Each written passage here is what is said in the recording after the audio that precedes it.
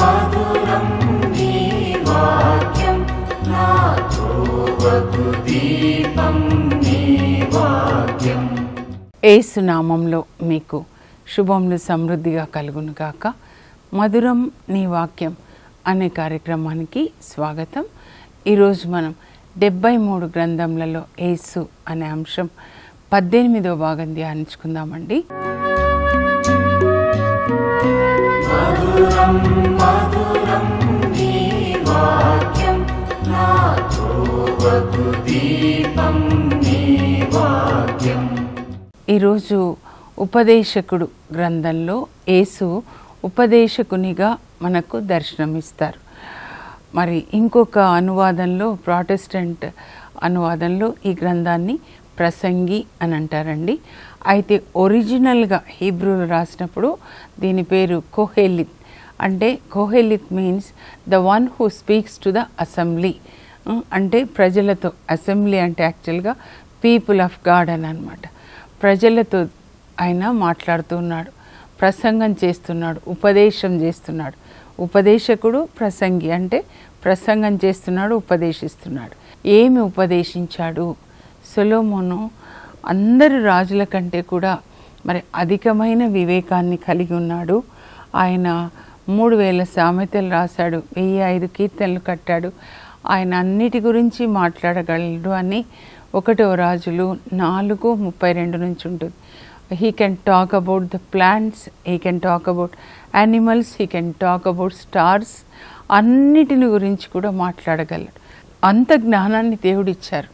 మరి అధికమైన సంపద ఆయన ఈ ఉపదేశకుడు గ్రంథం ప్రసంగిలో అండి 1వ అధ్యాయం 12 నుంచి లేదా 2వ అధ్యాయం అంతా చదివితే నేను అందరి రాజుల కంటే ఎక్కువ జ్ఞానాన్ని కలిగి ఉండి ఎక్కువ ఐశ్వర్యాన్ని నేను కలిగి ఉన్నాను.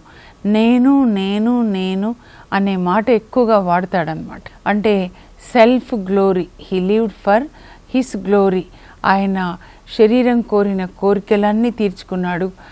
మనస్సు ఏది కోరితే అది, కన్నులు ఏది చూస్తే, ఏ అమ్మాయిని చూస్తే అలా 1000 మంది అమ్మాయిలు అనమాట, 700 మంది భార్యలు, 300 మంది ఉంపుడు గత్తెలు. తర్వాత ఆయన వ్యాపారాలు చేసేవాడండి, ఓడల వ్యాపారాలు అన్నమాట.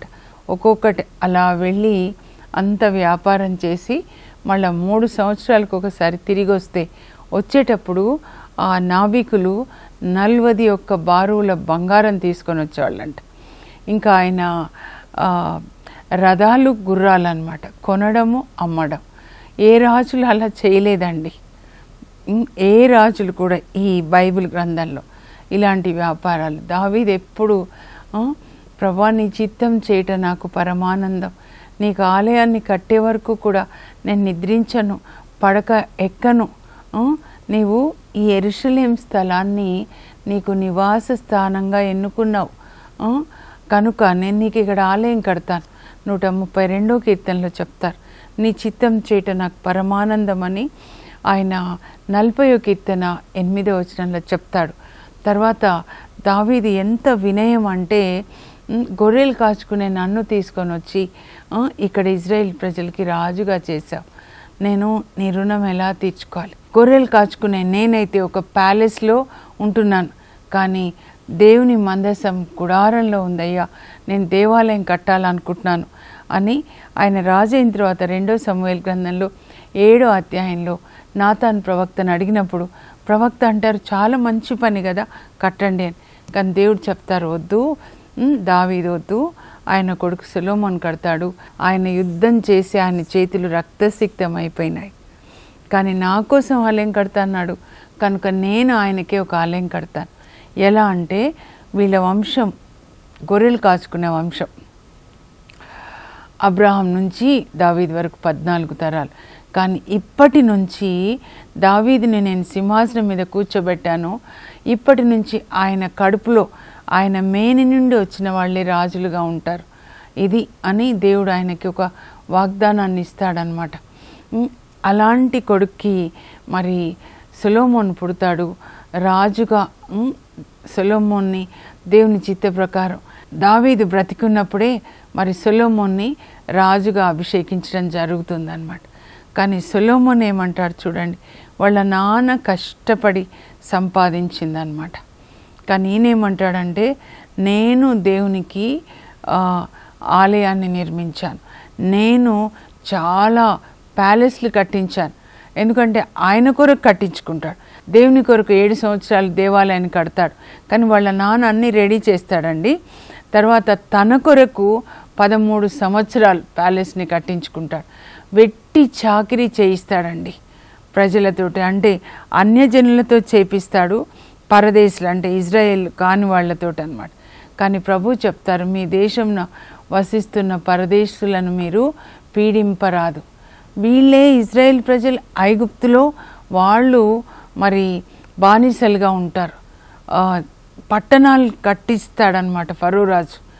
అక్కడ వెట్టి చాకిరి అక్కడ చేశారు. ఇప్పుడు ఈ సొలొమోన్ రాజు వాళ్ళ దేశంలో నివసిస్తున్న అన్యజనులతో వెట్టి చాకిరి చేపిస్తాడు.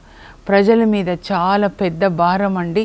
ప్రతి నెల ఒక్కొక్క గోత్రం నుంచి ఆయనకు ఆహారం పంపించాలి.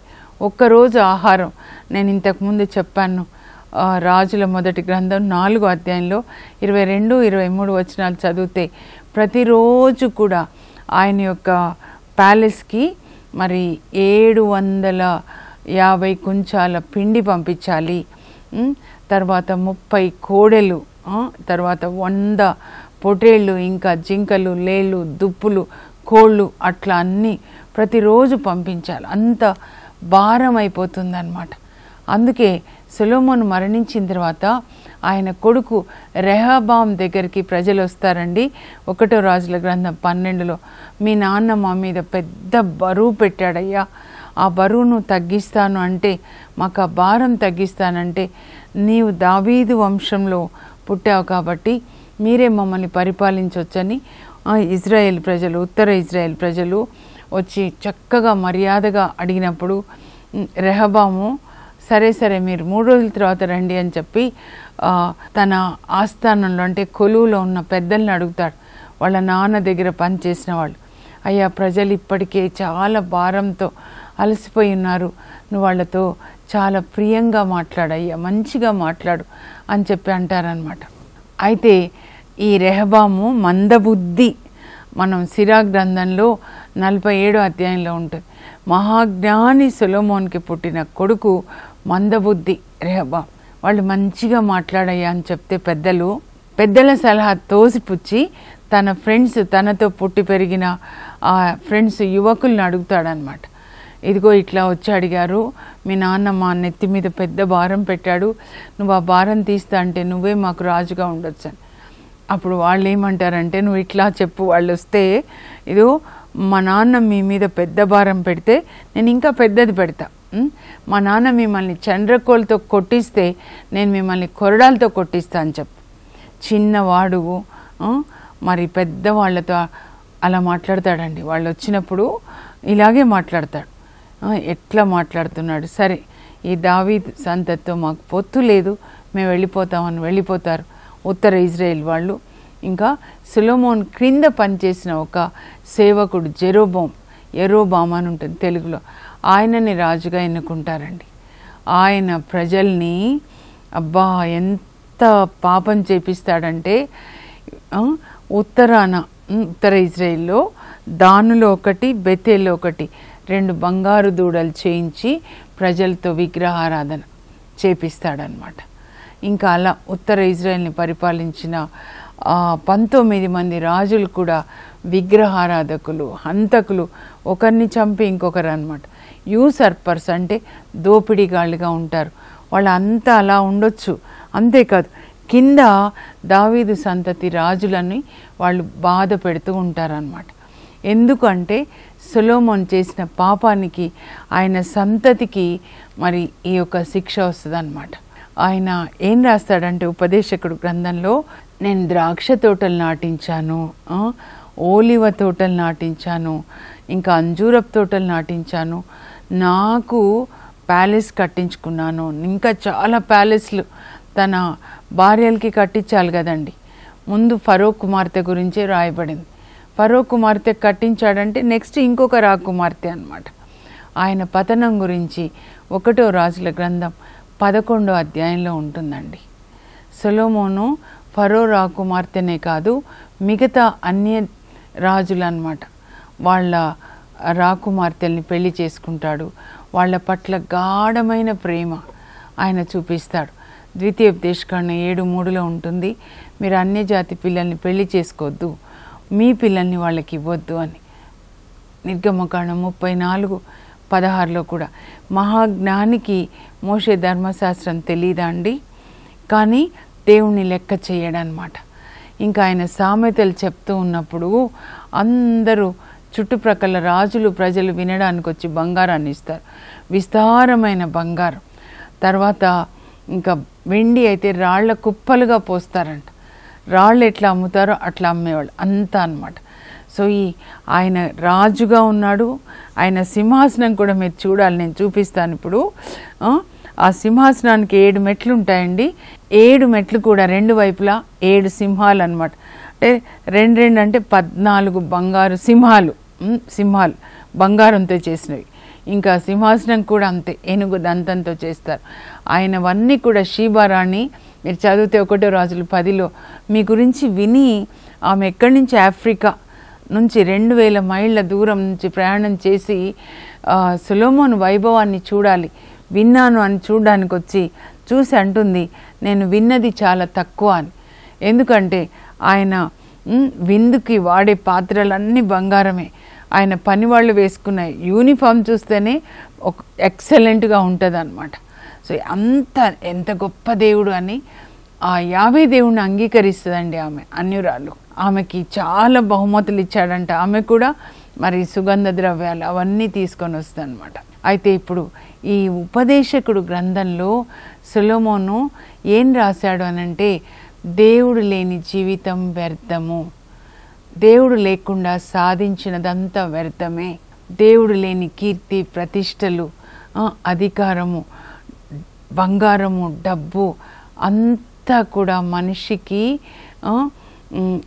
శాంతిని ఇవ్వవు అని రాస్తాడనమాట. రాసి చివరిలో ఒక మంచి ఉపదేశం చేస్తాడండి. బాటమ్ లైన్ మెసేజ్ అంటారు.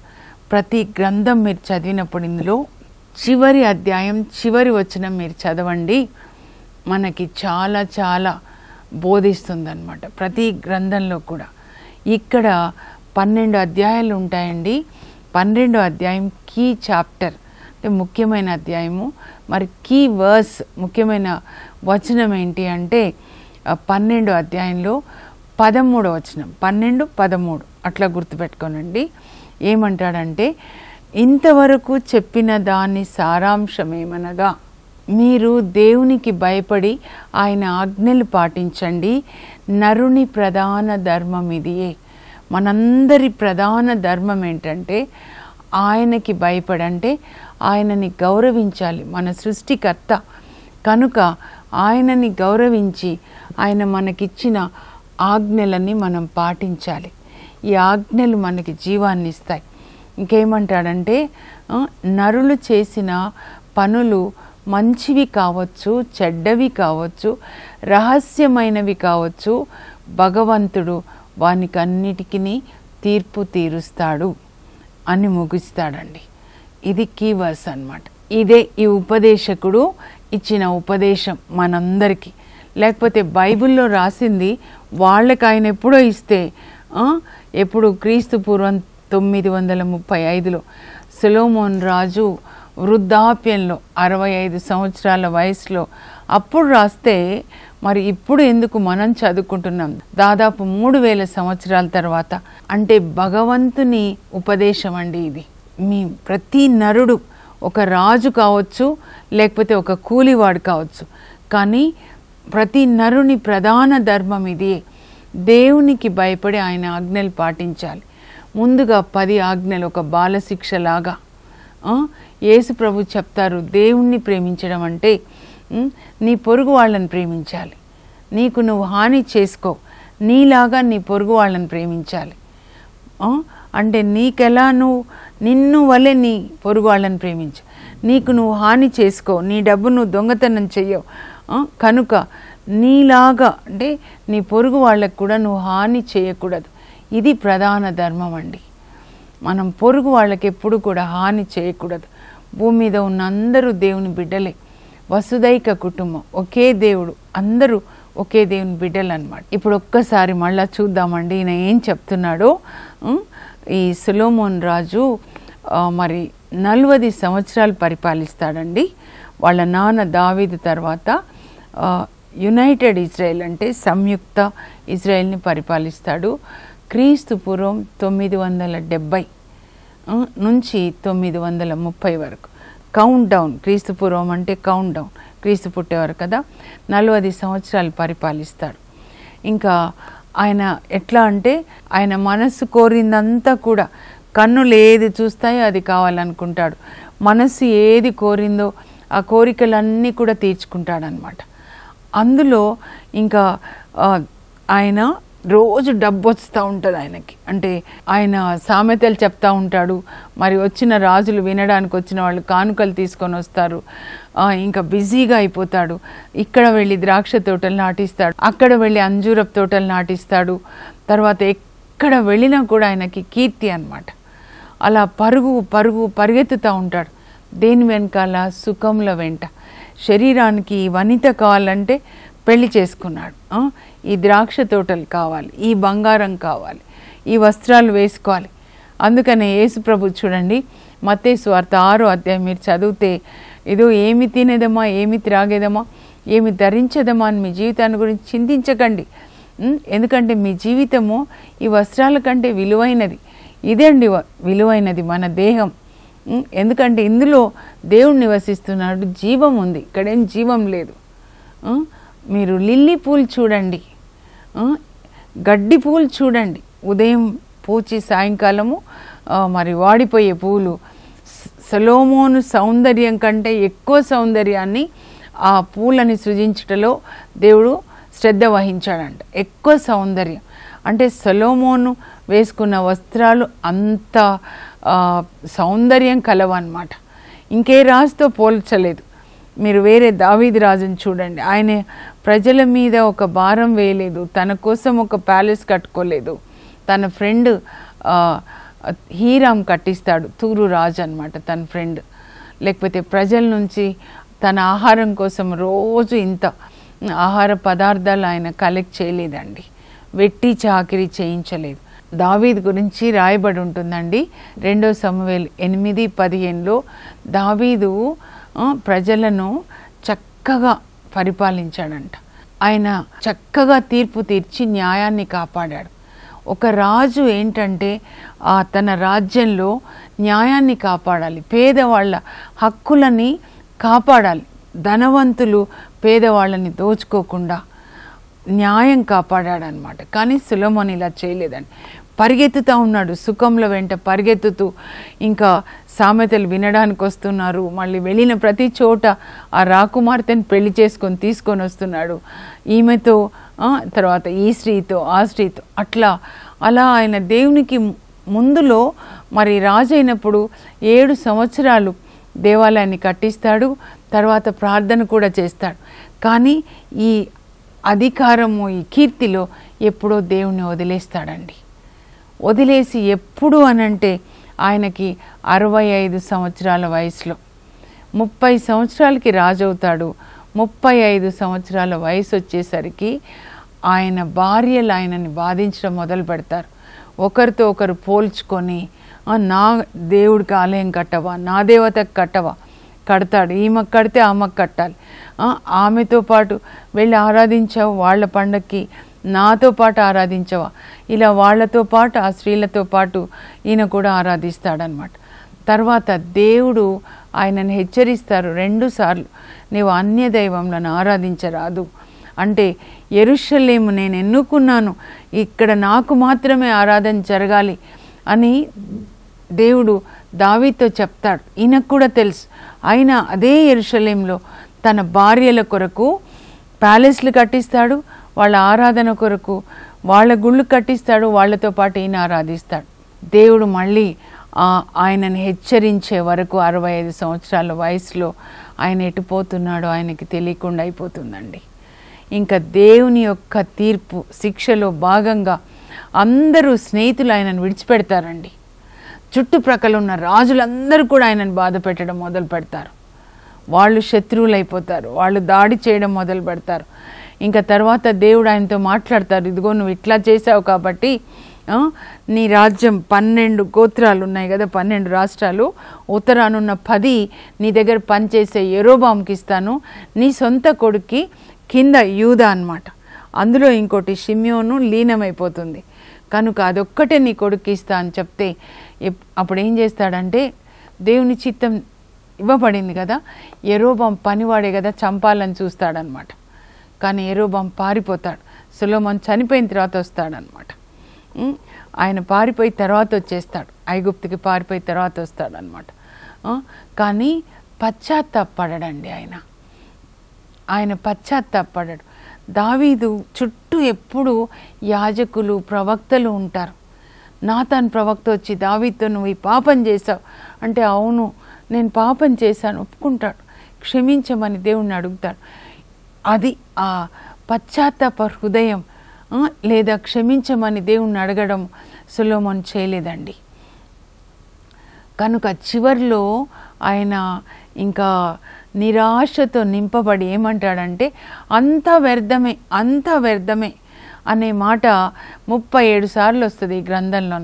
ఎవ్రీథింగ్ ఈజ్ వెయిన్ అంటాడనమాట. అంటే అంతా వ్యర్థమే అనే మాట మళ్ళీ చెప్తూ ఉంటాడు. సెయింట్ అగస్టిన్ గారు ఏమంటారంటే, దేవుడు మనల్ని సృజించేటప్పుడు మన హృదయంలో ఆయన నివసించడానికి ఒక ఖాళీ స్థలాన్ని సృజించుతాడంటండి. ఆ ఖాళీ స్థలం మనలో ఉన్నంతసేపు ఖాళీగా మనకెప్పుడు అంత శూన్యం అనిపించి, ఇదో ఈ షాపింగ్కి వెళ్దాము, ఇది త్రాగుదాము, ఇది తిందాము, అప్పుడు మనకి ఇంకా శూన్యంగా అనిపించదని. కానీ ఇవన్నీ కూడా ఈ ఖాళీ స్థలంలోకి వెళ్ళవు, దేవుని కొరకే. అగస్టిన్ కూడా అలాగే ట్రై చేస్తాడు, రకరకాలుగా ట్రై చేసి చివరికి 33 సంవత్సరాల వయసులో వాళ్ళ అమ్మ ప్రార్థన వల్ల యేసుప్రభు ఆయన లోపలికి వెళ్ళినప్పుడు అప్పుడు ఒక మాట అంటాడు, my soul cannot rest until it rest in you. అందరికీ ఇది ఒక హెచ్చరిక అండి.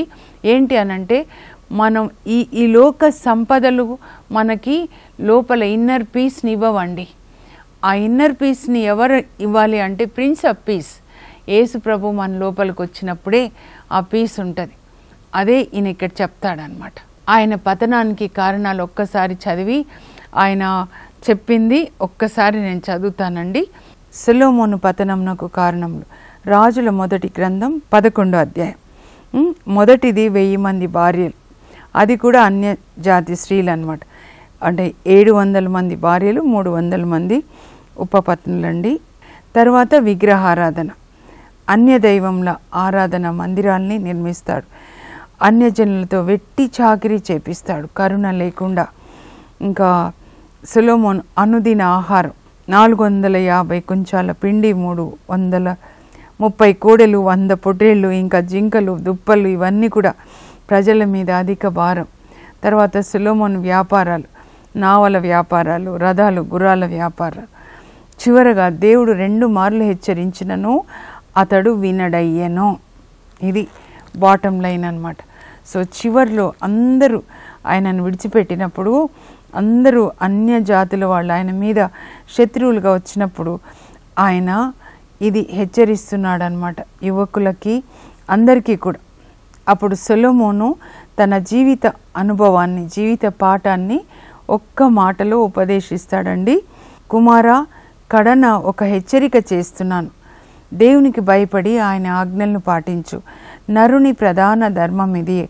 నరులు చేసిన పనులు మంచి కావచ్చు, చెడ్డవి కావచ్చు, రహస్యమైనవి కావచ్చు, కానీ వానికన్నిటికీ భగవంతుడు తీర్పు తీరుస్తాడు. ఇదే మాట చాటు ద్వారా నేను మీకు వివరిస్తానండి. ఉపదేశకుడు ప్రసంగి, నరుని ప్రధాన ధర్మం ఇదియే, మీరు దేవునికి భయపడి ఆయన ఆజ్ఞల్ని పాటించండి. బాటమ్ లైన్ సమరీ అండి. సొలొమోను రాజు 971 నుంచి 931 వరకు పరిపాలిస్తాడండి. చివర్లో అన్నమాట ఆయన ఇది రాస్తాడు, చివరి కాలంలో రాస్తాడు. నరులు చేసిన కార్యములు మంచి కావచ్చు, చెడ్డవి కావచ్చు, రహస్యమైనవి కావచ్చు, కానీ భగవంతుడు అన్నిటికీ కూడా తీర్పు తీరుస్తాడు. ఇప్పుడు ప్రార్థన చేసుకుందాం. పరలోకపు మా తండ్రి, మీ పరిశుద్ధ నామమునకు స్తోత్రం కలుగును గాక. సొలొమోన్ జీవితం ఒక హెచ్చరికగా బైబిల్ గ్రంథంలో లిఖించబడినది. సుఖముల వెంట పరిగెత్తి ఎప్పుడో తన జీవిత యానంలో దేవుణ్ణి మర్చిపోయాడు. అధికారాన్ని, కీర్తిని, డబ్బు అన్నిటినీ చూసుకొని శరీర వాంఛల ప్రకారం జీవించి దేవుణ్ణి విడిచిపెట్టాడు. కానీ చివరిలో ఒక పాట నేర్చుకుంటాడు. ఇవన్నీ కూడా తనకి నెమ్మదిని, శాంతిని ప్రసాదించలేదు. కనుక నరుని ప్రధాన ధర్మం ఇదియే, మీరు దేవునికి భయపడి ఆయన ఆజ్ఞలు పాటించండి. ప్రభా, ఆ కృప మా అందరికీ దయచేయండి. పరిశుద్ధాత్మదేవ, మేము దేవుని గౌరవించాలి. దేవుని ఆజ్ఞలు పాటించడం ద్వారా యేసు నామంలో అడుగుచున్నాం తండ్రి, ఆమెన్. నరుని ప్రధాన ధర్మం ఇదియే, మీరు దేవునికి భయపడి ఆయన ఆజ్ఞలు పాటించండి. God bless you. Have a blessed day.